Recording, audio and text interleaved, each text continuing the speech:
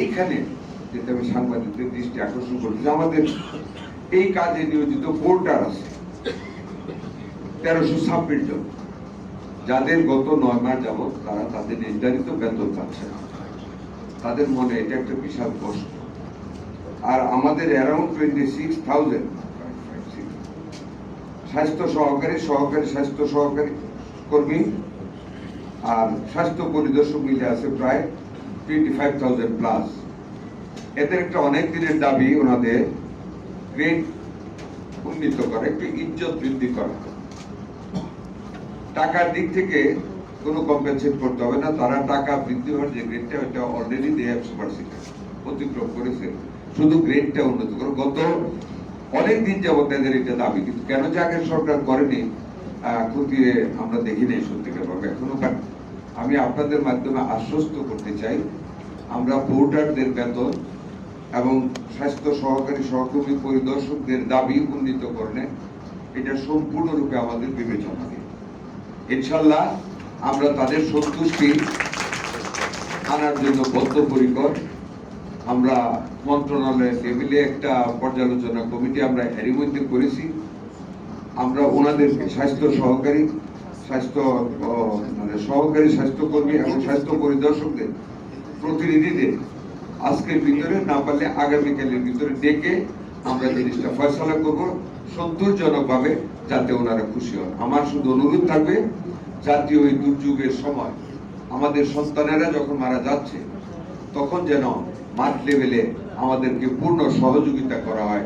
আমিও আশ্বাস দিচ্ছি মন্ত্রী হিসেবে মন্ত্রণালয়ের ওনাদের দাবির প্রতি আমাদের সহমর্মিতা রয়েছে। আমরা রিজলভ করব, দাবি দেওয়া শুনবো, সমাধান করবো ইনশাআল্লাহ। মেসেজটা আমরা সম্মানিত ডাক্তার বৃন্দ, আপনাদের ইনফ্রাস্ট্রাকচার ডেভেলপমেন্ট আসলে আপনাদের একটা ঐতিহ্য রয়েছে চিকিৎসা শাস্ত্রে, যেটা আমি এর মধ্যে শুনলাম। আর যেই কমিউনিটিটা বা যেই ক্লাস্টার আপনারা চিকিৎসা দিয়ে যাচ্ছেন, এরাই তো আমাদের ভবিষ্যৎ নাগরিক। এদের পিছনে আপনাদের শ্রম, শুধু এদের একটা আলাদা একটা সরকারি জারিয়ে আসবে, যেই মমত্ববোধ, সহমর্মিতা, যে উৎসাহ নিয়ে আপনারা কাজ করেন। আমি একটা উদাহরণ না দিলে আমার মধ্যে গুণা। ডাক্তার কি কারণে আমি অনেক কিছু নিশ্চয়ই এর মধ্যে শুনেছি।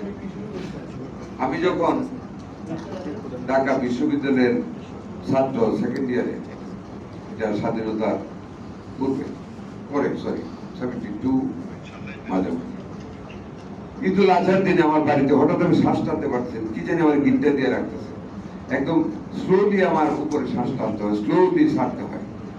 একেবারে নার্ভাস হয়ে গেলাম, মাকে বললাম তাড়াতাড়ি ওই দিন ঢাকা এসে বললাম। ঢাকা এসে আমার এক আত্মীয় তারা বড় করে কি refer with the name of doctor UM Nurul Haque, বক্ষরোগী ডাক্তার। I think you was in Salimullah, তাদের মেডিকেল বিটফুট হসপিটাল। আমি ওনাকে দেখালাম, he gave me 41 minutes time। এখানে একটা শ্রদ্ধা ওনার করতে পারে, he listened me very well, মানে খুব ধৈর্যের সাথে উনি আমাকে শুনেছেন, একবার ঘাড় কাঁদতে। আমার শৈশব, আমার কৈশোর, আমার যৌবন সবকিছু জিজ্ঞেস করেন আমার কি কি হয়েছে। আমি বললাম স্যার আমি কিছু জানি না মেজর রোগের কথা, আমার একটা স্মৃতি মনে আছে, আমাকে কেন জানি খালি গায়ে আমার বাপ মা কটলিভার অয়েল বুকে পিঠে মেখে রোদ্রে শোয়ার এক করতাম। আরেকজন হুজুর একটা সুপারি কি ফু দিয়ে দিছিলেন, কালো তাগা দিয়ে গলার মধ্যে আমার বাপ ঝোলাই দিলেন, এটা চুইসা খাইতে হবে, এটা যেদিন শেষ হবে দিন আমার এই রোগ শেষ।